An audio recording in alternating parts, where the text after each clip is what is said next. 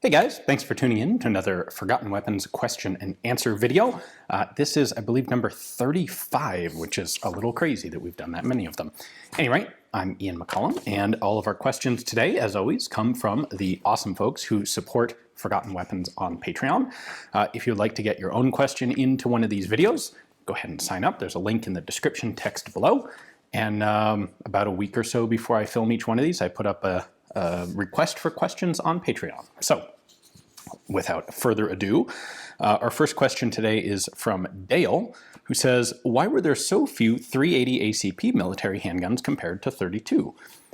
And I'm not entirely sure that I agree with the premise of the question. I think the reason that you see more 32 caliber designs comes from situations where civilian guns were kind of pressed into military service. For example, World War I in Germany, where they needed more pistols than the military was manufacturing, and so they were willing to buy kind of anything. And 32 ACP was a very popular civilian cartridge, and so it became kind of de facto a fairly popular military cartridge in World War I. However, I think if you look at guns that were actually designed and implemented or purchased outside of wartime conditions by military forces, you'll actually find a fair number of 380s. The ones that came to mind for me were, of course, the Walther PP and PPK, which were made in both calibers. The CZ38 was in 380 exclusively. The Beretta Model 34, the 35 was in 32, but the Beretta Model 34, widely used by the Italian military and well-liked, that was in 380. Colts pocket hammerless, the Colt 1908 was made in 380. Those were purchased by the US military, not in huge numbers, but overall, really, I think both calibers were equally applicable for the sort of compact sidearm purpose that the military had in mind. The Full 9 says, the trial guns and ammunition for the NGSW Next Generation Support Weapon program have been revealed. Do you think any of them will have merit? And if the US does adopt a new caliber, will the French regret those HK416s? So I had like 3 or 4 people ask me some version of this question, and the fact of the matter is I've seen some of the pictures and news stories about some of these next generation weapon prototype submissions, but I don't know anything about the internals of any of them, and so I'm really not in any position to comment on the technical pros or cons of any of these guns. That said, I'm very skeptical that the US would actually adopt at this point a new caliber or even a new rifle to replace the M16. I can see them replacing the M249 potentially, but with something else in 5.56, because I don't think they're interested in having separate ammunition logistics for rifles and squad automatic weapons. So I'm hoping actually that at SHOT Show this year, some of these NGSW guns will be available from various manufacturers on display, because I'd love to get a closer look at them, and I'd love to talk about them once I know something about them. Chatty says, do you generally keep up with the firearms industry, and if so, are there currently some cool gadgets or accessories that get you excited? So I sort of do, like not hugely in depth, but I try to keep an eye on what's actually happening. And of the things that are happening, basically none of them have me particularly excited or enthusiastic. Not that they're bad, just there really isn't anything fundamentally new. I really like the growing trend of red dots on pistols. I think that makes a lot of sense, and it is the way of the future. People just haven't fully recognized it yet. But beyond that, the things, I think marketing departments are hard-pressed to come up with good reasons to make you believe that this year's new release is something that is, groundbreaking and innovative, because most of it's just not. Mitchell says, seeing as the Russians were already issuing millions of detachable magazines for their submachine guns by the end of World War II, why did they opt to go with a fixed magazine on the SKS? Surely they'd see the advantages of detachable magazines during the war. Was it for production efficiency or just clouded judgment by an adoption committee? Well, I'm again going to debate the premise of the question. Obviously, the Soviet Union did go with a fixed magazine for the SKS, and if you look at some of their developmental prototype guns late in World War II, early after World War II, they were also looking at a bunch of designs that had en bloc clips to them.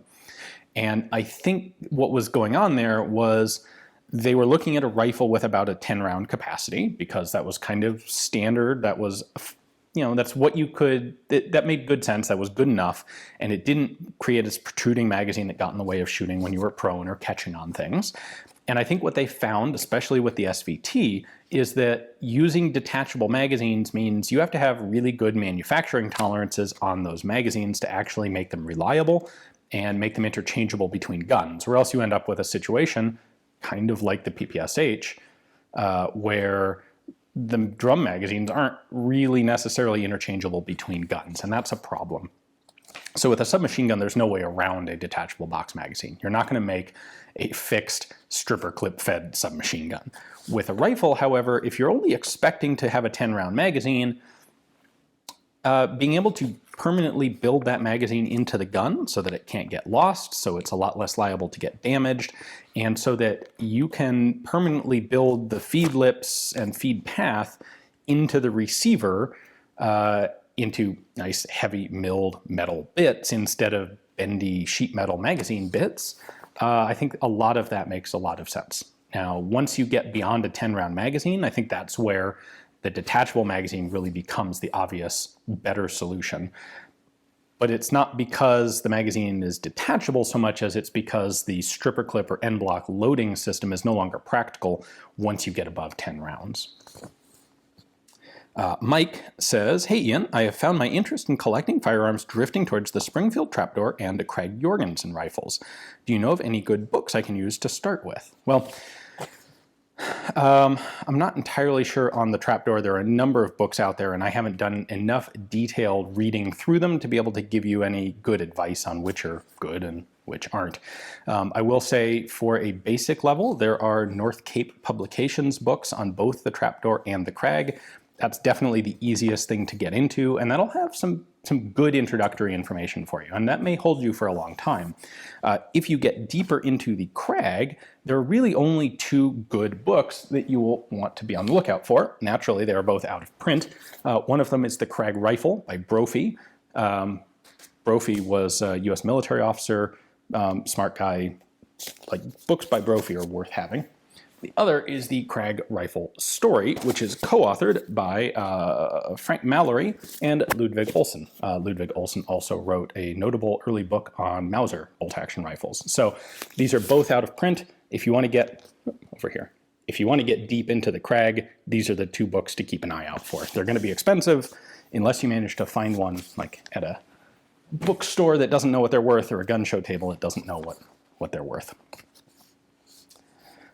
Joe says, what would you consider the ideal setup for Classic Division at Desert Brutality 2020 to be? So a little background for those of you who aren't familiar with, Desert Brutality at all. It is the two-gun, sort of like a two-gun national style of match that InRange TV runs. Carl, my co-host over there, he does the stage design and kind of sets the tone for the match. It is a combination of practical shooting and physicality, and it is awesome. It is the most entertaining, most enjoyable match of the year for me.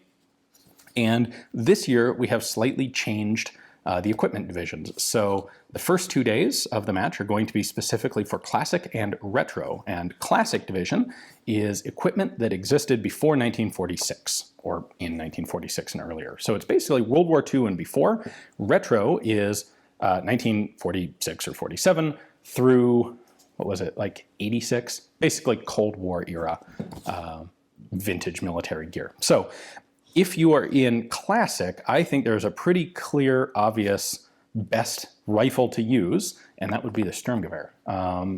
I have heard rumors that we actually have someone who's coming this year with a transferable live original full auto Sturmgewehr, which will be super cool. Honestly, the full auto capability isn't going to be of much practical use in the match. If you had a semi-auto PTR 44, that would be a fantastic match rifle to use for Desert Brutality 2020. To pair that with a pistol, I think really kind of the obvious pistol for World War II and earlier time frame would be a Browning high power. That's going to get you basically the most modern gun, high capacity or high-ish capacity that you can get. So Sturmgewehr and high power. And boy, if I had access to a PTR 44, I would love to run that myself. Next up, No Nuke says, has Forgotten Weapons evolved in a teamwork over the years, or do you still do all the work by yourself? I actually still do everything myself. I do the filming, I do the editing. Well, filming like this is done largely with a tripod. Every once in a while, I'll get someone to help me with holding a camera, running a camera. But as a general rule, it's all me. The filming, the editing, the uploading. If you talk to Forgotten Weapons on social media, that's me, because there's no one else doing it. Matthias says, I am interested in semi-automatic firearms using non-smokeless powders. Can you mention some semi-successful designs and types of black powder loads they were using? I just wonder how close we would have gotten to true machine guns if smokeless never appeared. I hate to burst the bubble, Matthias, but I don't think we ever would have gotten a true functional machine gun or even a truly functional semi-automatic firearm without smokeless powder. The problem is black powder leaves so much residue behind when it burns that you simply, it destroys the capacity to have a truly reliable self-loading firearm, self-operating firearm. If you have a gas-operated firearm, that gas port, gas plug are all going to foul up very quickly and stop working. If you have a recoil-operated firearm, which is what most of the guns that came close to becoming successful, and the only one I could really point out would be the Maxim gun. Maxim did his initial developmental work before smokeless powder was developed. And in fact, right when that happened, he was in the process of trying to develop some sort of mechanical filter system that could help clear some of this powder fouling out with every shot. That, of course, that development got dropped because smokeless powder showed up and it was unnecessary. But I mean, Maxim's gun, I don't think would ever have become popular in the way that it did had it not been for smokeless powder. Anyway, the early guns like Maxim's were recoil operated rather than gas because that gas system is an obvious weakness with black powder. Recoil operated guns are still going to have their own issues. As powder fouling accumulates in the barrel, you're going to be increasing chamber pressure because you're going to have to be compressing that powder fouling down more and more with bullets going down the bore. That's going to change the recoil characteristics of the gun shot to shot.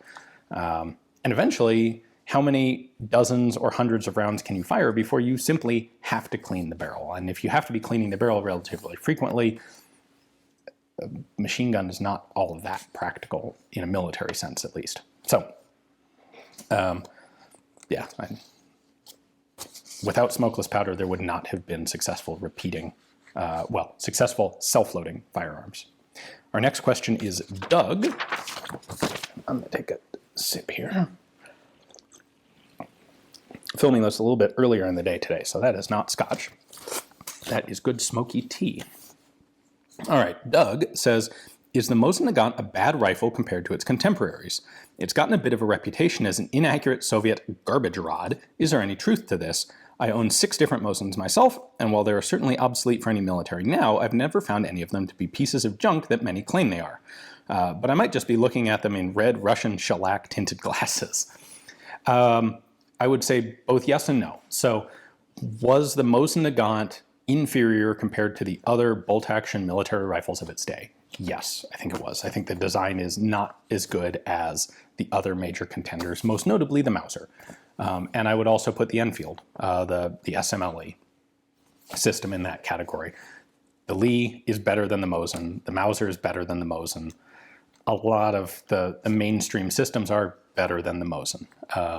Its system for cartridge interruption and the bar on the bottom of the bolt are just not great ideas. That said, that doesn't mean the gun is worthless. It's still a reliable, mostly reliable, effective rifle. It's not the best, but that doesn't mean it's worthless. So garbage rod is just a meme thing. People like to get, you get a little kernel of truth and people like to then grow it into an extreme case. And garbage rod has become a nice meme way for people to make fun of people who like Mosins or can't afford a $1,000 German K98K because those prices are stupidly high. And so they buy a Mosin instead. Well, obviously you've got to have some way to insult those people, right? So hence garbage rod. I have a selection of Mosin Nagants myself, and like they're very cool historical items for what they are. I wouldn't try to pass them off as the best bolt action ever developed, but I'm also quite happy to go out and shoot them. David says, you've described several bipods as the worst bipod ever. The MG42 and the A2 BAR come to mind. Even some modern designs leave something to be desired. Why do you think it's so hard to design a good bipod? The same reason it's so hard, so to speak, to design a good much of anything regarding firearms, and that is competing preferences. Everything is a trade-off. Everything is a compromise. You can have a bipod that is very light. You can have a bipod that is very strong. You can have a bipod that is very simple. You can have a bipod that is very flexible and adaptable to different situations. You cannot have all these things together at the same time because they are mutually exclusive. The stronger you make it, the heavier you make it. You want it light, it's going to be weaker. You want it simple, it's going to be less flexible. So you get some designs like, let's say, the Shosha bipod that is basically just two dowel bars on a pivot. That thing is very cheap. It is very simple. Those are some of the key characteristics that its designers were looking for, and it fulfills that well. It's also kind of a pain to use. It's not particularly user-friendly. The BAR bipod is adjustable for height. It's got nice big feet so that it doesn't sink in, and it's really darn sturdy. You are not going to break a BAR bipod. As a result, it's also very heavy. Everything is compromises. And so what you'll see is someone who thinks X is the worst version of this ever is, generally speaking, the person whose priorities are the farthest from the priorities of the design team for the thing in the first place. Christian says, what are your thoughts on the magazine coupling systems used on the SIG 550 and G36? Are they practical, or do they have little to no use in a combat environment? So these are, of course, the magazines that have little clippies on the side, and you can stack two magazines together, which is sort of the practical thing to do, or you can stack like 12 of them together for an Instagram picture, which is also a popular thing to do. I'm a little torn on these because part of me thinks like you're adding a lot of weight to the rifle. You've got an exposed magazine that's really easy to get dirt into now, the one that whatever one's hanging off the side of the gun. Depending on the design, sometimes they interfere with operating controls on the firearm. Depending on how you set them up, they could theoretically interfere with the ejection port. Guns like the SIG and the G36 have these built into the magazines, but of course the exact same concept gets used by people with extra little accessories to clamp magazines together, whether they are fancy commercial ones or a piece of cardboard and some duct tape. And we actually see this going really quite a ways back. So not that long ago, we did some video with a Marlin UD42. Those things came from the factory with magazines that were doubled up. So you had a 20-round magazine on the front facing up, and there was a 20-round magazine on the back side of it, or welded to the front of it, facing down. And to reload, you pulled the thing out, flipped it over, stuck it back in. And my assumption, the more I think about it, is this idea comes up so often across the whole spectrum of military, of countries and time periods and conflicts that clearly a lot of people think it has value, at least some value. And clearly it's never been so much of a failure that everyone realizes that it's bad and stops using it. I've never actually been in a combat zone, of course. I cannot give you a firsthand account of, is this thing actually good or bad? But the fact that so many people turn to this idea, both individually in the field and like factory design teams, tells me that it almost certainly has to have some value, at least in some circumstances. So whether it's the right thing for you, of course, is going to depend on what your circumstances are. Ryan says, you've often stated accurately that small arms, like rifles and machine guns, cause only a small percentage of casualties in a modern war, 5%, if I recall correctly, with around 80% caused by artillery. These numbers vary. They, of course, depend on what conflict you're talking about. Since rifles inflict maybe 1% of casualties, I'm no idea where that number comes from, but is equipping your troops with up-to-date rifles simply a way to make them feel well-equipped? If morale wasn't a consideration, would the outcome be exactly the same if you gave them all single-shot muskets, since the rifle's contribution to battlefield casualties is trivial? And I would say the answer is definitely no. I think the element that you're leaving out here is that small arms fire does more than just kill and wound people. It also has a moral effect. When one unit takes a position from an opponent, they don't do it by literally killing everyone who is in that position. They do it by causing the people in that attacked position to come to the conclusion that this position is untenable, and if they stay there, they probably will get killed, and so they leave and retreat to find a more defensible, more tenable position, especially when you see flanking attacks, flanking fire. These are ways to pin a group down, prevent them from shooting back, and open them up to close assault. So if you have the side with the more effective small arms is going to be better able to do all of that stuff. And it doesn't necessarily mean everything if that results in more casualties or not, because ultimately warfare isn't necessarily about casualties, it's about taking objectives and ground. And if you can take the ground by causing the enemy to flee from the ground and then you just capture them later, that's a perfectly valid outcome. That's in fact a very nice outcome. So no, I don't think rifles and small arms, the technological comparisons between them are pointless. They may not turn into casualties directly, but they do have a definite effect on the outcome of battles. Tristan says, you frequently mention that what makes weapons good is lots of development, like how the M16 pattern has had 60 years of development to make it a great rifle. What do you think the weapons that didn't get that development, like the FN-FAL, the EM2, the MOS-49, etc., would look like now if they had gotten decades of attention? And honestly, I think they would look from the outside pretty much the same. The M16 of today doesn't look that different from the M16 of Vietnam, aside from some of the extra stuff that's gotten bolted on.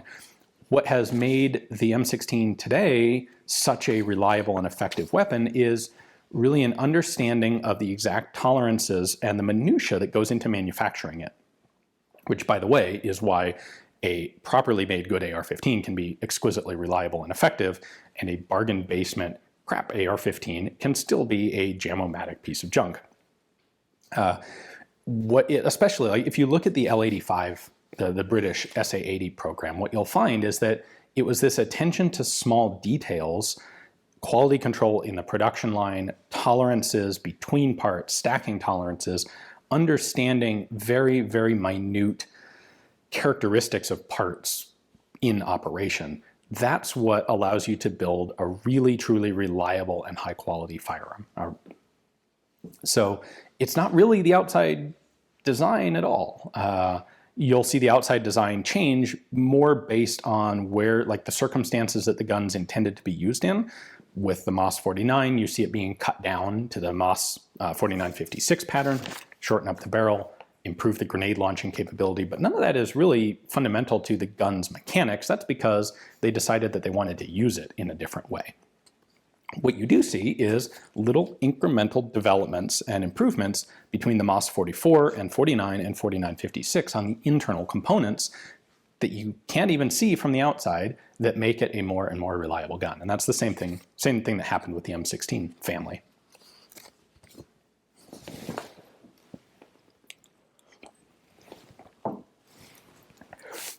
All right, Lewis says, hey Ian, I love the channel. Thank you. Possibly a silly question. Why was the 303 British cartridge designed with a rim? Well, the same reason that a lot of early cartridges, if not most early cartridges, were designed with rims, and that is for head spacing. So headspace is the measurement between the front of the bolt and the back of the barrel, or rather between the front of the bolt and any given specific datum related to the chamber. The idea is to control exactly how much space there is between bolt and barrel. So today, with rimless cartridges, we typically measure headspace based on the shoulder of the cartridge case, because that is a clearly definable datum point, and the face of the bolt. On early cartridges, a lot of them were basically straight-walled, or they had a single continuous taper. And there was no good datum point in that cartridge to measure off of. You might be able to measure off the front of the cartridge case, but quality control was such that your overall length of case might vary a little bit. And if you instead use a big solid rim at the back of the case to set your headspace, you make a lot of things easier. A lot of these early cases, especially, for example, take a look at 450 577 or 577 450, the British Martini Henry cartridge. The thing was made of like brass foil. It is a very delicate cartridge, and there's not a point on it where you're on the shoulder where you could just jam that thing into the chamber and get a good repeatable measurement off the shoulder. Instead, where you have a lot of material that can be reliably sized and used for this is the rim. On top of that, with these early cartridge designs, you didn't have repeating mechanisms that were trying to feed cartridges through a mechanical system like a magazine. And so having this big protruding rim wasn't a problem. In fact, it made some things easier. It made it easier to design extractors that could hook over this big rim and reliably pull a cartridge case out. If you're talking about revolvers, it makes it very easy to have a star-style extractor mechanism that can pull all the cartridges out of the cylinder at the same time. So rimmed cases made a lot of sense. In fact, they were the best option until you start getting magazine-feeding firearms.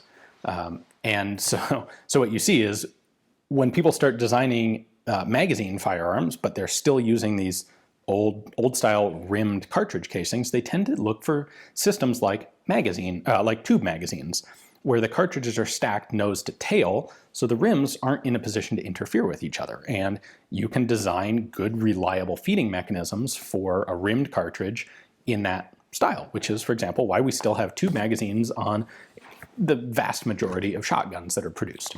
Shotgun cartridges still have that rim on them, and a tube magazine made a very reliable feeding source for them.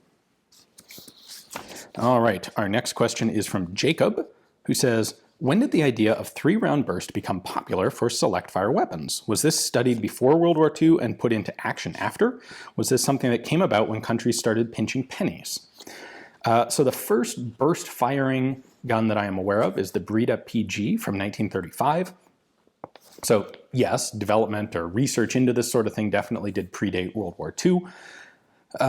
However, it didn't really become popular until the late 70s or even the early 1980s. That's when you see it in US service with the M16A2. You'll see the French introduce it on the FAMAS. FAMAS was introduced in the late 70s, but the burst mechanism was kind of a little bit like the last thing they added and didn't show up for the first couple of years until the early 80s. You'll see it in German and HK weapons from about the same time period. And the rationale for it was increased accuracy and reduced ammunition consumption. And these two things are both based on the assumption that your troops are not going to be well enough trained to limit their use of full auto independently. So, it's perfectly capable, perfectly easy to fire 3-round bursts with a machine gun set to unlimited full auto.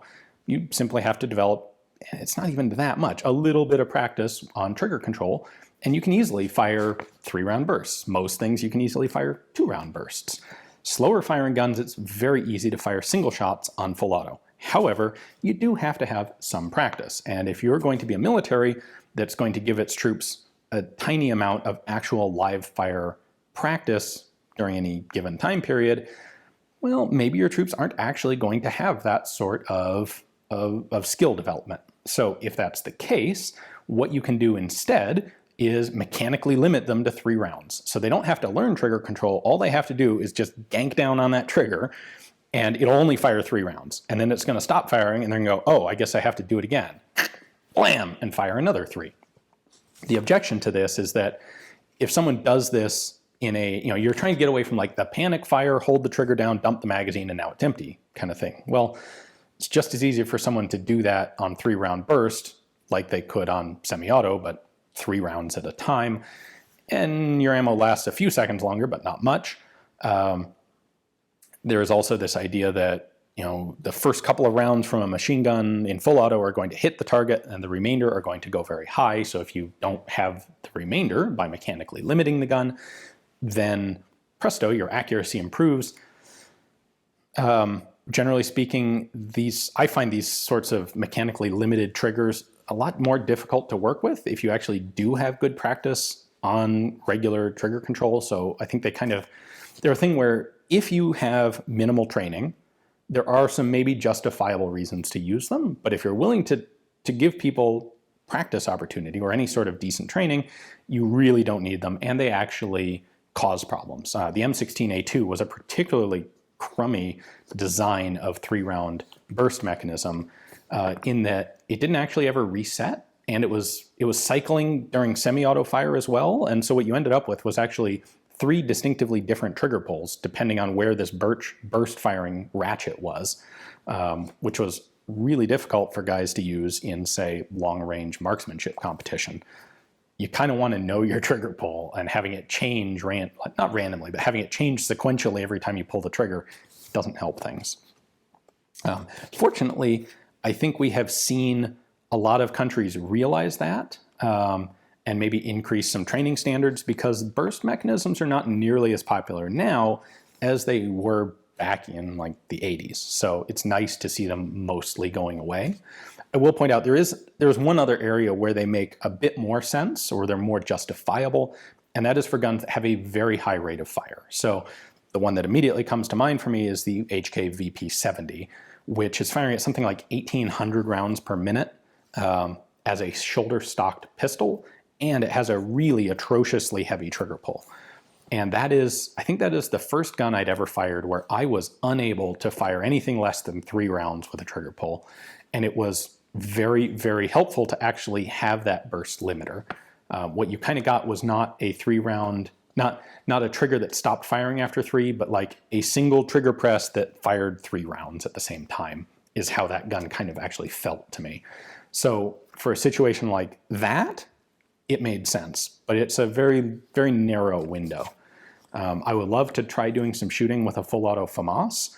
Those had a burst limiter put in them because they have a high rate of fire of like 900 or 1,000 rounds a minute, but I've never had the chance to actually shoot one in full auto, so I can't necessarily speak to whether it's actually helpful in that situation or if it's another example of something where training would be better than the mechanical system. Let's see. We are going to the next page. E. Raja says, what would be, and they've asked this question before, so I'm finally going to answer it. What would be the first semi-auto pistol you would prefer over a revolver? And would any of the manually operated pistols be better than revolvers? So the idea being, okay, guys in like the 1880s start developing manually repeating guns, like kind of based on the volcanic, but a few decades later, and then slowly start developing semi-auto pistols, but the first ones are pretty darn sketchy. And so the question is, at what point do you say, yes, this semi-auto is actually better, and I'm going to go with for civilian carry, because he doesn't specify exactly here. This semi-auto has gotten good enough that it's actually now preferable to a revolver.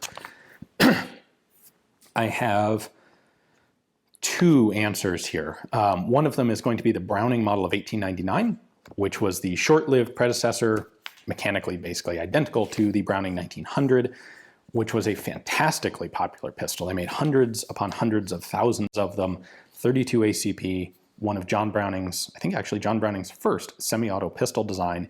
Was magnificent, especially, I mean, it was magnificent for its time. It still stands up today. I would absolutely trust one of those over a revolver. It's going to reload faster than a revolver, and it's going to shoot faster. It's a single action trigger every time. I would carry one of those over a revolver of comparable size and caliber. As for a larger caliber gun, if we want to talk about something more along the lines of a military sidearm, I think my answer is going to be the C96 Mauser. Not my favorite today, but that's in large part because a lot of the Mausers that are around today are like 80 years old and were exported to China, got worn out in China, and then re-imported into the US. And I have a hard time really trusting C96 pistols today, but one that was fresh out of the factory, it's kind of a different matter. And if you said, like, here, you can carry this Webley 455 revolver or a Smith & Wesson 45 caliber, 38 caliber revolver, or you can have the C96. It's got 10 shots, 7.63 Mauser caliber, semi-auto, and reloads with stripper clips. I would take the Mauser. I would definitely take the Luger by 1899. The Mauser was around in 1896. So depending on whether we're talking a big gun or a small gun, it will be either the Mauser, C96 Mauser, or the Browning 1899. The one other gun that I want to bring up, because I think people may mention it, is the Schwarzlose model of 1898, which is a gun that I think is really cool and really a shame that it didn't see better production. However, those guns weren't really actually available on the market until more like 1901. So I still really like that gun, but it doesn't really fall into this. In fact, as a military style sidearm, it still wouldn't beat out the Mauser anyway.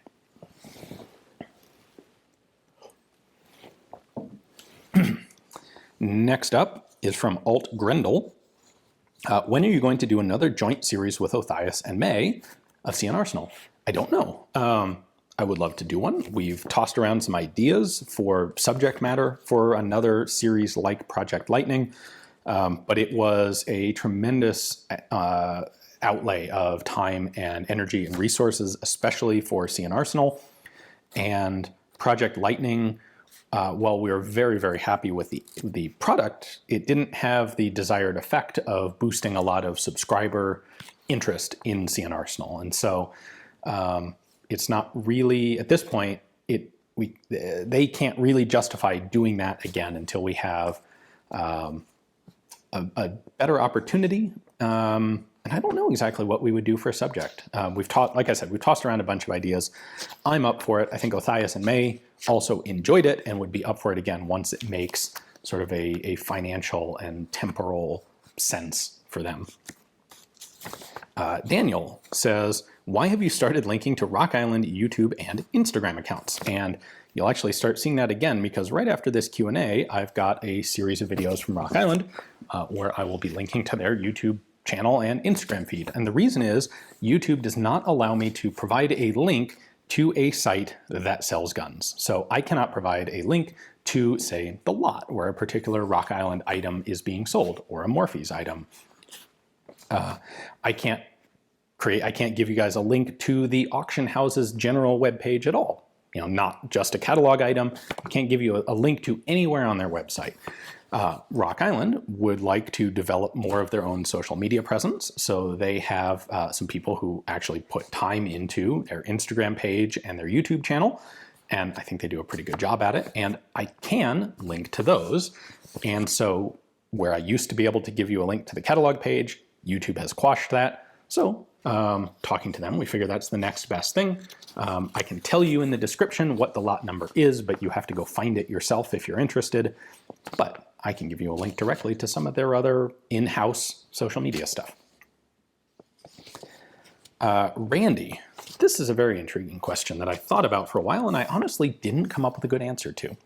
Randy says, if you, knowing what you know now about the direction of firearms development, were dropped into a 1900 role in development at FN or DWM or a similar company, what would you set about building? What do you think you could convince militaries to adopt? So the idea is, of course, 1900, you know what's coming, you know how light machine guns are going to work, you know how semi-auto pistols are going to work, you know how general purpose machine guns are going to work, you've seen World War I and World War II, you know what happens, but nobody else does. And so the challenge here is not what's technically capable of being manufactured. The challenge is what firearms can you convince militaries at the time are going to be worthwhile?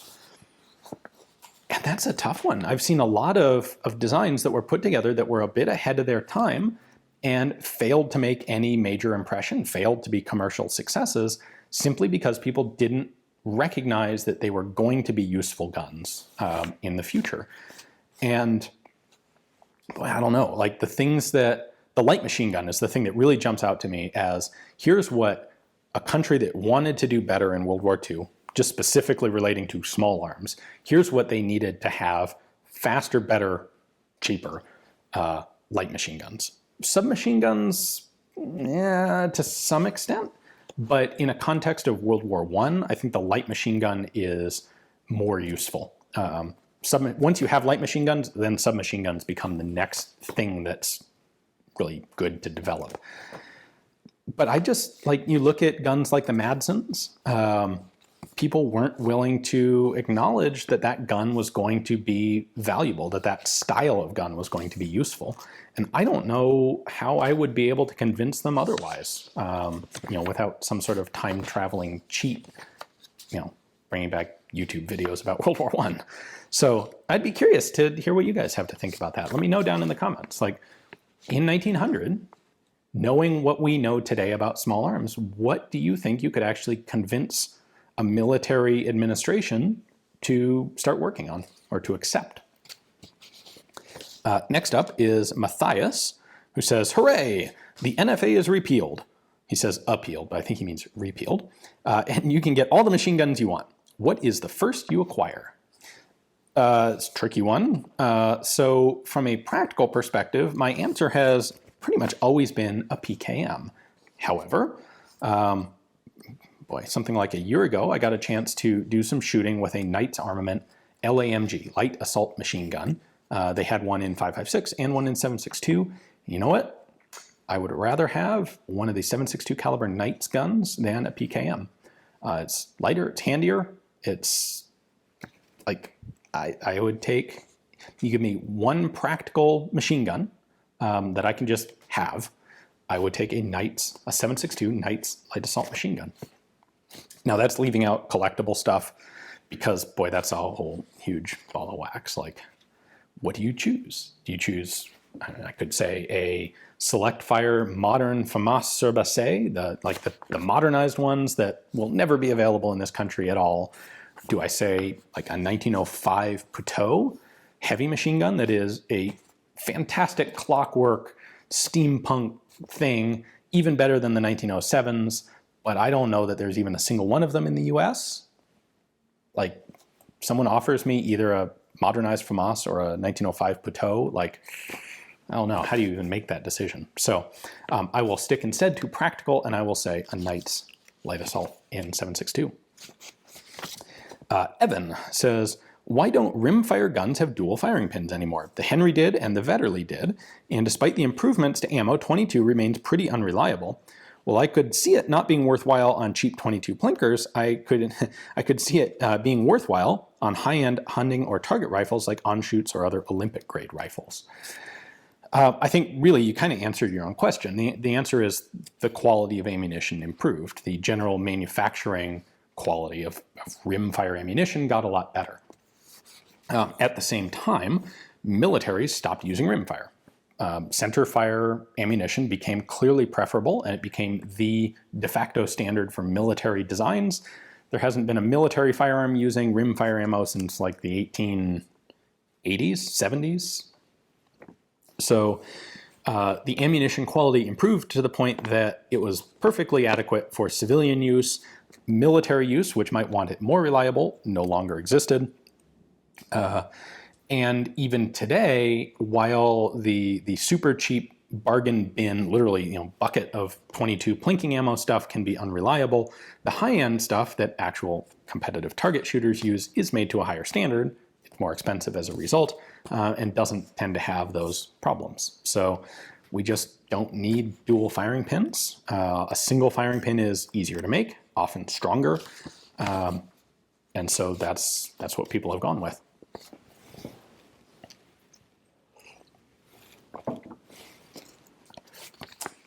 Privet Kills says, why is the 30 carbine round not have an AR-15 chambering? That's an interesting question that I had not thought about before. We have 7.62 by 39, 9mm, 45, but no 30 carbine that I have been able to find. Asking this from the perspective of an armed security officer in Texas, I can carry a pistol, even an AR pistol, but 5.56 is a little much for the places I work. 30 carbine would be much more ideal. The only pistol I could find like that, like I was looking for, was the Inland M30 pistol 30 carbine. Yeah, you don't want one of those. I would not recommend one of those. I don't know that 30 carbine is really ideal for a pistol. That whole sort of 8 to 10-inch barreled pistol, but not actually a short-barreled rifle is kind of a weird niche. I'm going to go ahead and answer this as best I can in the context of a a pistol caliber carbine style of firearm. Why don't we have one in .30 carbine? It does seem to make sense. Like, that would be a nice intermediate level cartridge to put in an AR-15. However, I think really the reason is lack of demand, because most of the people who are interested in a carbine like that are going to see 5.56 as superior to .30 carbine. .30 carbine is a little bit powerful for a simple blowback system, so you're going to have a delayed blowback or a locked breech mechanism like you do with 5.56. The magazines are not going to be as reliable as AR magazines. This is one of the handicaps of the .30 carbine going all the way back to its initial development. So someone would have to design and produce and market a new .30 carbine magazine, and that may sound like a simple thing to do, but that is actually a very expensive and very difficult task without a lot of payoff, because there aren't, a new magazine like that isn't going to fit in an M1 carbine. It's only going to fit in your new guns. There aren't going to be very many of those. There's not going to be much profit potential in it, and it's a tricky undertaking to do, to design a new magazine like that. And to be blunt about it, I think most of the people who think .30 carbine is really cool aren't looking for this sort of thing. They're the sort of people who are going to just get an M1 carbine and be done with it.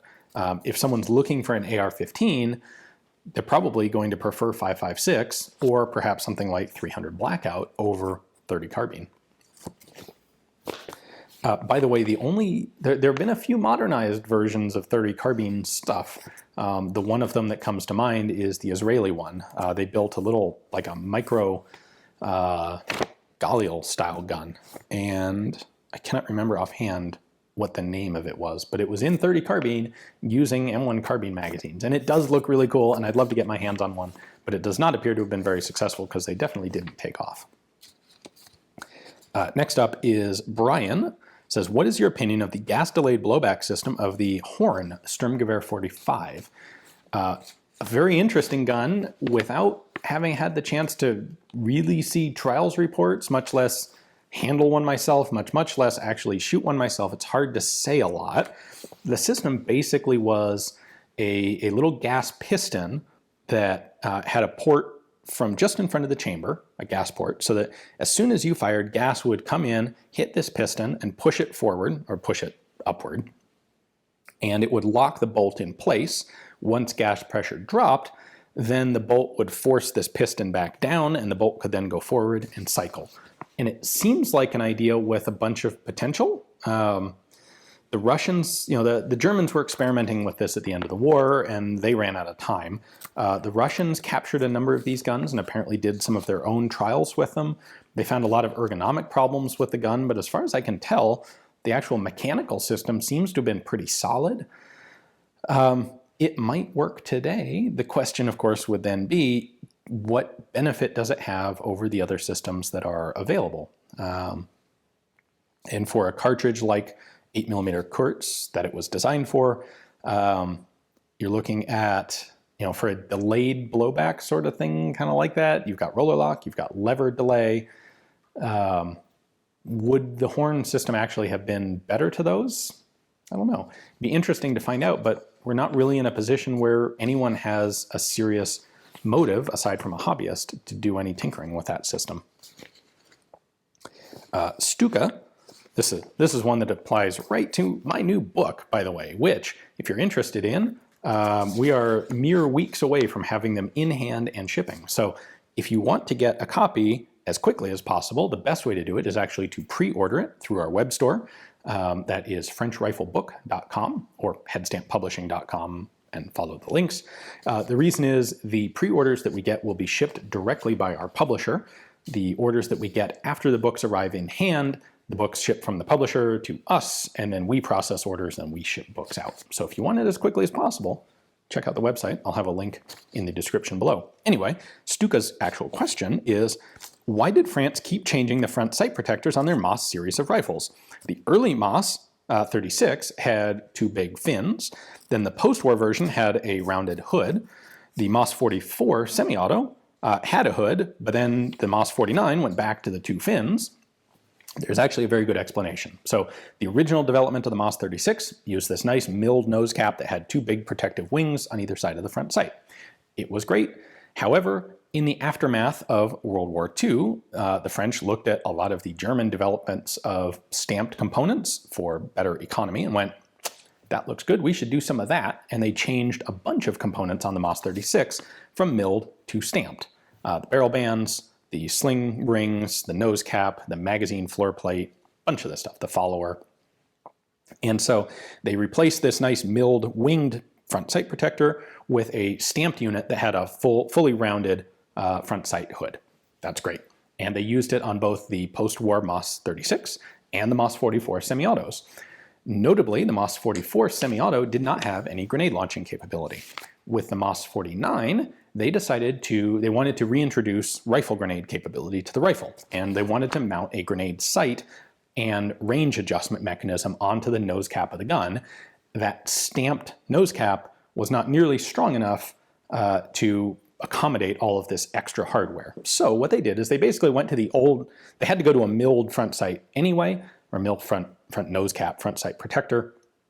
So they went back to the early version off the MOS 36, updated it, made it a little bit bigger, added grenade launching hardware to it, and they used that on the MOS 49, and they also actually used it on the MOS 36, LG48. They had a rifle grenadier version of the MOS 36 introduced in the late 40s that also went back to this milled front sight assembly. But it all comes from the need to attach rifle grenade hardware to them.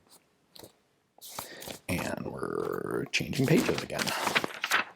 All right, next question is from Jacob, who says, I'm interested in the history behind Mauser Oberndorf factory at the end of World War II, specifically the history behind the Mausers made for the French. Were the Germans still running the factory, or did the Frenchmen run the machines? Was there even much of the factory left at that time? So yes, actually, the factory was largely intact when the French took it over. The French continued to build guns there for a year to 18 months, all manner of guns. They made Lugers, they made P38s, they made HSCs, they made Mauser 98s, all sorts of different things. And the people running the machines were the original German employees. These were civilians. They lived in Oberndorf am Neckar, and they needed a job. Like, German government contracts for arms kind of ended in about April of 1945 there. And so when the French came in and offered to continue employing people, that was a clear decision for a lot of those people to make. In fact, you see the same thing at the French arsenals occupied by the Germans. Some of those French arsenals were making German war material during the war.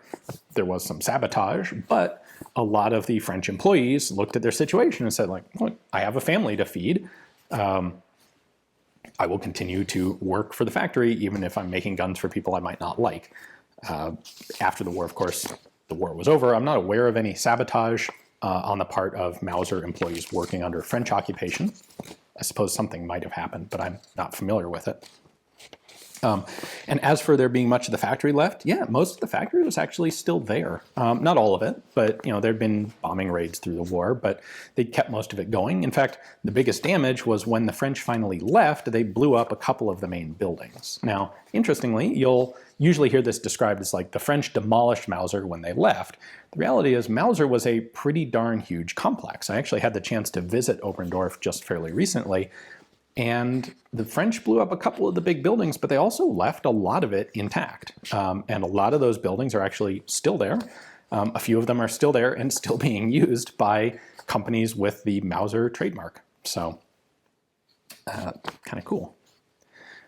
Nicholas says, Ian, now that you have written a book and co-founded a publishing company, what is your next big goal for you and Forgotten Weapons, aside from book number 2? Well, I don't know that I have a particular huge goal next. I really did enjoy the process of writing my book, and I am very excited about doing another one.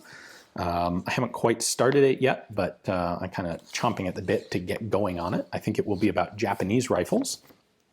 So that'll take a little while to research and to write.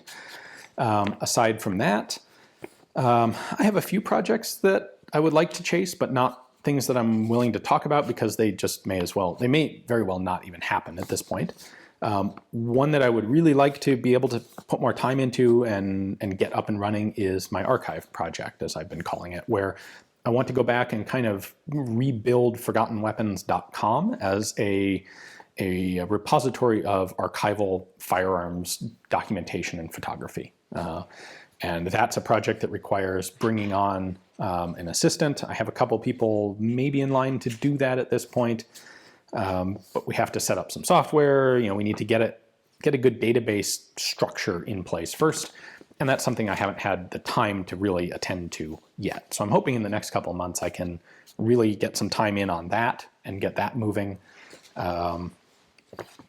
And frankly, continuing the website as it is, continuing the video channel, I kind of have a goal of doing all the guns, which is a pretty ambitious goal, and it will take a lot of time to do, but it still seems like a pretty fun goal to work on. Let's see, next up is from Arturo. Arturo says, is there such a thing as a Curio and Relic Colt 1911 clone, i.e. not made by Colt, that's compatible with modern 1911 parts, or do I have to buy a genuine Colt 1911 pistol? There are actually a bunch of them, because during World War II, a whole bunch of companies made 1911s on contract for the US government. So if you're willing to pay for a World War II 1911, which has some premium to the value because it's a military issue World War II gun, you will find them made by Remington Rand, you'll find them made by Ithaca, you'll find them made by Union Switch and Signal. You'll also find a little bit of similar stuff during World War I. There are a couple of very rare producers like North American Arms that if you find one, don't swap parts in it. Doesn't matter what it's compatible with. Don't mess with the North American Arms 1911. But if you want a gun just to use, frankly, I guess part of me wants to ask, like, why be concerned with compatibility with modern parts on a Curio and a Relic 1911? If you're looking for a gun to customize and build up, I would say buy a commercial one. Don't take a Curio and Relic gun and spoil it. If you're looking for a shooter, okay, I can see that. Like, I want to be able to replace extractors or something, and a World War II gun would be perfect for that. One other option you have is Argentina. Argentina manufactured basically exact copies of the 1911 A1 as the Sistema Colt Modelo 1927. Those are available and out there. There are a couple other countries that did similar things. The Norwegians built a model of the 1911, the model of 1914, but it's not exactly part for part interchangeable. So the Argentine one is, the Sistema 1927 is. Next up, Martin wants to know which is my favorite Brownells Retro rifle and why. Tell you what, I'll be right back. This right there is my favorite Brownells Retro rifle. It is their AR-10B, and they don't make it really easy to figure out the difference on their website. They have an A model and a B model. They differ in the color of the furniture, the style of the muzzle device. This one has an enclosed muzzle device, and the profile of the barrel. So this one has a lightweight barrel and is black furniture. The AR-10A, or BRN-10A, has the brown furniture, has an open prong muzzle device, and it has a heavy fluted barrel in it. And the reason I prefer this model over the other one is that this weighs like 3/4 of a pound less. So this comes in at under 8 pounds for a 308. It is a very nice shooting rifle. I really enjoy shooting it. It's a well-made rifle. It's a reliable rifle. Part of the reason I would say that it is my favorite Brownells Retro gun is that it is the thing that is hardest to get. Like, if I want a retro AR-15, there are a lot of other options out there. And there are a lot of guns that are kind of like that. There's lots of 223s out there that are in, more or less equivalent to early AR-15s. If you want a retro original style AR-10, your options are going to be these, which are pretty darn awesome. The early Armalite AR-10Bs, which are not particularly awesome, or an an actual original AR-10 artillery and Richtingen AR-10 parts kit built on one of a couple different brands of semi-auto receiver. Those are by far the coolest to have, but they're also by far the most expensive. That's going to be like a $5,000 or $6,000 gun. This is like $1,200, $1,100, I think. So to me, this is the best version of the most desirable model of retro rifle that Brownells makes.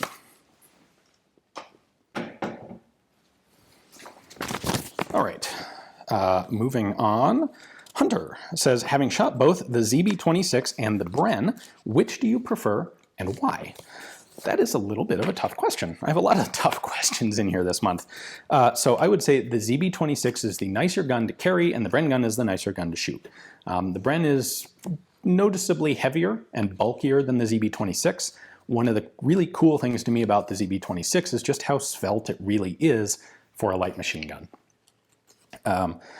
But when it comes to actual shooting, the Bren is a little more well-behaved, largely because it's just got more mass and it's just a slightly less powerful cartridge. A heavier gun in .303 is going to shoot more nicely, all other things being equal, than a lighter gun in 8mm Mauser. So, boy, if someone gave me the option, like, here, you can just have either this Bren or this ZB26, that would be a really tough call. And I would probably take the ZB26 because they're a little scarcer and I'm probably going to look at it more than I'm actually going to shoot it. So I'd probably go with the ZB26. Steven says, what advice would you give to someone trying to get into firearms design? I mean, to be honest, I would say make sure that it is your hobby and not your job. Do not put yourself in a position to be financially dependent on a professional involvement in firearms design, because we're in this period of kind of technological stagnation in firearms. Plateau, maybe not stagnation, but until someone comes up with some truly fundamentally revolutionary new idea, our guns are basically all the same, and they basically have been for 50 or 60 or 70 years now. So if you want to get into firearms design, it's very difficult to come up with some novel interpretation of these same existing ideas that's actually going to sell really well. Like, you don't have the opportunity that John Browning had, where, John Browning invented whole new categories of firearm, semi-auto shotguns, the slide. John Browning invented the pistol slide. You can't do that anymore because all of that stuff has been invented. So firearms design today is about taking the existing building blocks and putting them together in the most efficient pattern possible for a given purpose. And that's a lot of optimization and not a lot of innovation, and more power to the people that choose to do it, but that is I think a financially dangerous path to take, because most people are going to fail at that because there's not a lot of opportunity in it. Toby, we're on our last page now. Looks like we got 7 more. Toby says, what would have happened if the French had not rushed development of their smokeless powder rifle and cartridge? From your videos, you've made it clear that much of the French small arms development was really fighting with the 8mm Lebel cartridge and its double taper and rim. Would French small arms development and technology have advanced much faster if it did not need to work around the quirks of that cartridge? Yeah, it absolutely would have. Had they not rushed it, interestingly, I think they also would have developed a rifle. Basically, the Berthier would have never existed. So if the French hadn't rushed the Lebel with its smokeless cartridge, rushed it because of its smokeless powder, they would have ended up with either a Mauser-style magazine, a Mannlicher end-block clip, or a Lee detachable magazine. One of those 3 things, because they were looking at those different options. Because they rushed it, they got a tube magazine from Kropatschek. That was almost immediately obsolete, and it really wasn't convertible or adaptable into a cavalry carbine. So the whole reason the Berthier exists is because they needed a cavalry carbine and they didn't want to have guys on horseback trying to load rounds one at a time into a tube magazine. Had they gone with a more modern rifle design from the beginning, instead of the Lebel, they could have just shortened it, like everybody else did with Mausers and Lees and Mannlichers, into a cavalry carbine, kept the same gun for both both services. They would not have had to adapt a new rifle for the infantry in World War I. They wouldn't have gone into World War I with either a 2-mag or a 3-round rifle. They would have had 5 or 10 rounds from the start. Now, and frankly, at the same time, if you, aside from rushing the rifle, if they hadn't rushed the cartridge quite so much, if they had adopted a modern straight wall rimless, or shouldered rimless cartridge, which, by the way, they were fully aware of. There was a lot of French development and experimentation prior to World War I with exactly that style of cartridge. If they had adopted it as the first smokeless powder cartridge, yeah, a lot of things would have been better. The Shosha would have been a lot more reliable.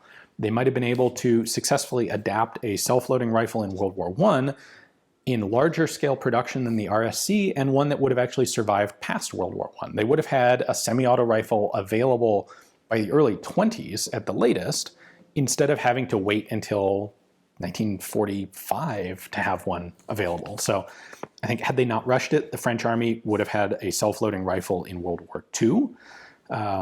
Interesting question to think about. Would that have pushed Germany to speed development of a semi-auto rifle themselves during the 20s and 30s? Did they have the financial resources to do it? That all becomes, impossible to determine speculation, but they're interesting questions to think about.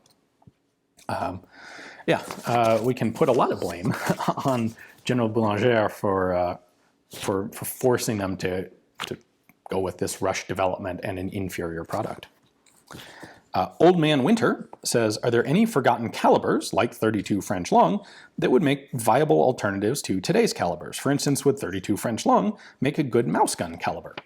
So I'll divide this into 2 parts. First off, are there any calibers out there that are forgotten that would be beneficial today? I think the answer really is no. There are so many different calibers available on the market today that you can really pick whatever exactly fits your specific need or desire. And I don't think there's anything obsolete right now that can offer something that isn't already available from something else in the market. As for 32 French being a good mouse gun caliber, I'm not sure I would call it mouse gun. To me, mouse gun is like 22 and 25 ACP. The 32 French long is an 88 grain bullet at about 1100 feet per second. So it is substantially more potent than 32 auto. It's going to fall somewhere above 380, around 9mm Makarov, but less powerful than 7.65 Parabellum, and definitely less powerful than 7.63 Mauser. So it's at the bottom end of service pistol, but it's well above mouse gun.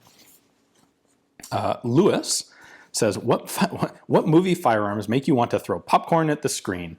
Hearing Q tell 007 about the Walther PPK 32's stopping power as being, quote, like a brick through a plate glass window, although I think that's based on a Beretta 25, which is actually worse, just ruins the scene for me.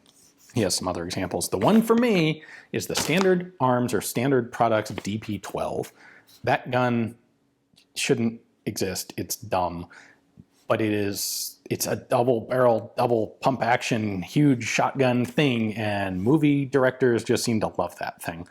And it bugs me every time I see one, because to me it is like you took 2 guns and you basically duct taped them together and put them in a big plastic shell and came up with something that is ludicrously heavy. I watched the new Terminator movie just recently, Dark Fate. And there is one scene in there where they give Danny a DP12 as part of like you're going to learn how to shoot montage. And you can just see that this gun is so awkward and uncomfortable for the actress. Like, you can see right through the character, the actress has a hard time dealing with this gun because it is such a heavy, awkward lump of a gun. I want to say they showed up in John Wick too, and like not number 2, one of the John Wick movies. And seeing that DP12 to me really ruins the spirit of any movie that's purporting to have knowledgeable, skilled gun handling people, like gun handling professionals. None of those people ever choose a DP12, ever. So I'll get off my soapbox, but that's the one that makes me want to throw popcorn at the screen. Tanner asks, what is your opinion on the L85A3 upgrades that the British recently contracted with from H&K? With the A3 was basically a new upper receiver for the gun, and with that, H&K has pretty much replaced every component of the L85. And what they have come up with is a gun that is quite sufficiently reliable. It is quite sufficiently high quality. It is just fine. It still has a couple little fundamental flaws. It's still an only right-handed gun. You cannot shoot that thing left-handed. You will smash your face in with the charging handle, which is reciprocating. It is too heavy, especially, you take that gun and you put its standard optic on it. Now, this may have improved a little bit over time because I assume not everyone is still using the SUSAT on the L85. The SUSAT was a brick of an optic. External mounting adjustments, not a particularly good optic, and you put a SUSAT.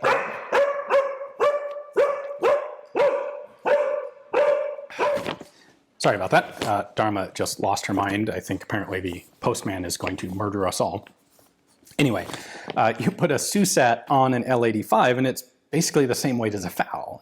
Part of the point of moving to a lighter caliber rifle was to actually reduce weight of the rifle, and when they factored in the optic, they really didn't do that.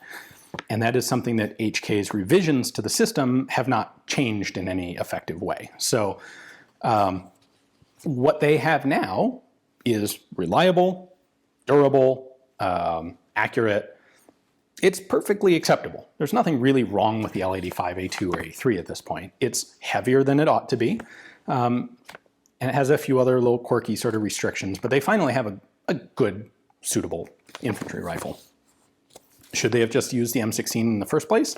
Yes, they should have. RGB says, if a very wealthy patron supplied you with a grant to buy or have built one firearm regardless of cost, what would you acquire?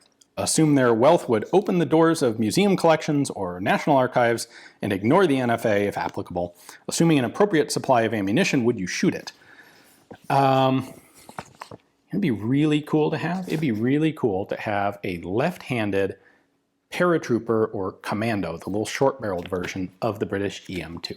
I don't know that it's a hugely practical gun because it does kind of have some of the same problems that I just talked about with the L85. Like, it's not a left-handed gun. You just can't shoot it left-handed. That gun is set up for a really wonky sort of optic. It's a little non-magnifying optical sight, or 1.5 power. It's a tiny little, it's literally, the optic is the size of a pencil.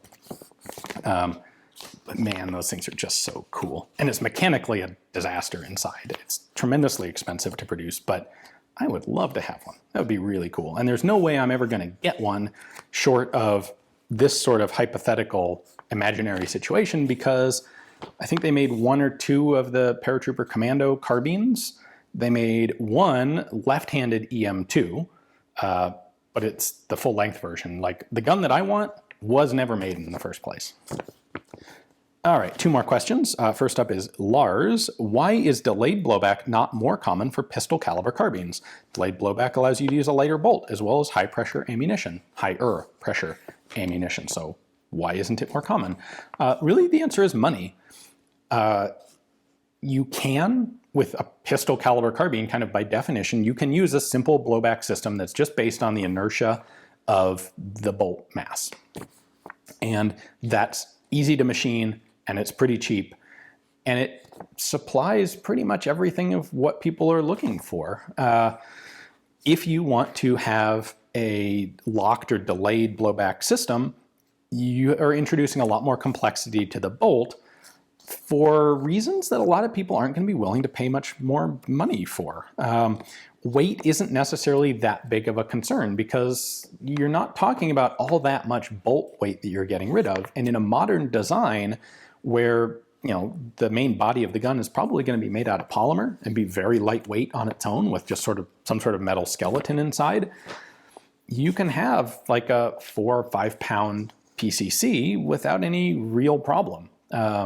This was, I think, a bit more of an issue with early submachine guns where there was a lot of weight in a milled receiver and a heavy wooden stock. And if you could take 6 ounces out of the bolt, great. That was actually a real benefit. But with today's polymer materials technology, you don't gain all that much, really. There aren't really people out there looking to use higher pressure ammunition. People like to be able to use off-the-shelf store-bought ammo. There are some companies that experimented with higher pressure, higher power submachine gun cartridges. SIG did it with the MK, was it the MKMO, I believe, an MKPO, in 9x25 Mauser, using a delayed blowback submachine gun. And it just didn't catch on. It wasn't very popular. And there were one or two other submachine guns made in that same cartridge. The Hungarian military adopted them, but that's pretty much it. So there's not a cost incentive to do it. And our last question for today is from Kyle, who says, assuming that 3D printing and scanning continues to advance as it has over the past few years, what effect do you expect it to have on the antique firearms market and hobby? More parts leading to more shooting of classic rifles, easier restoration, disruption in the value of classic firearms because of counterfeiting and Frankenstein guns being passed off as originals?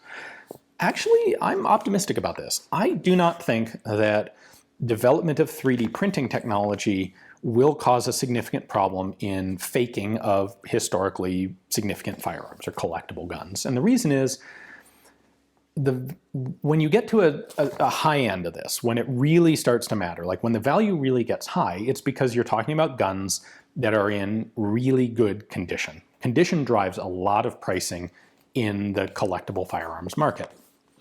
And so collectors at that level who are trying to determine, even today, is this fake or is this real? Has this been Arsenal refinished or is it original? They're looking at things like machining tool marks, specific colors of bluing from, shades and tints of bluing from different bluing processes. And they know these factors pretty remarkably well. Someone with a 3D printer is actually going to have a harder time trying to pass off a fake like that than someone who's using the original machining process. If I want to make a fake part that was originally milled, it's actually going to be easier for me to do it on a mill than it is on a 3D printer. Now, what the 3D printer allows us to do is make functional replicas much more easily. And I think that is really a fantastic thing. It means you can develop parts to allow people to shoot historically significant guns that they might otherwise be afraid of breaking parts on. Extractors, ejectors. In some cases, if you have an interesting gun and you've been shooting it and the bolt breaks, well, you can keep the broken bolt, you can 3D print and heat treat a proper new bolt and be able to continue shooting it much more easily than, having a gunsmith machine a complex part like a bolt. So I'm optimistic on the opportunities that 3D printing has. There are actually already, I believe there's a vendor in Canada who is selling Ross rifle hardware, like nose caps and barrel bands. And I'm pretty sure those are actually 3D printed. And to me, that's a perfect application of the technology. And I think it bodes very well for its use in our hobby. So that is all of our questions for today. Thank you again to all of the patrons who supplied questions and made this possible. As usual, I had about 10 times, literally 10 times as many questions as I have time to go through. So I tried to catch up on a couple of repeats here. If you asked a question and it was a good question and I didn't answer it, ask it again next month and I'll do my best to get it in again or explain to you on Patreon why I'm not answering it. I should do more of that. Anyway, thanks for watching. Check us out again tomorrow for another cool forgotten weapon.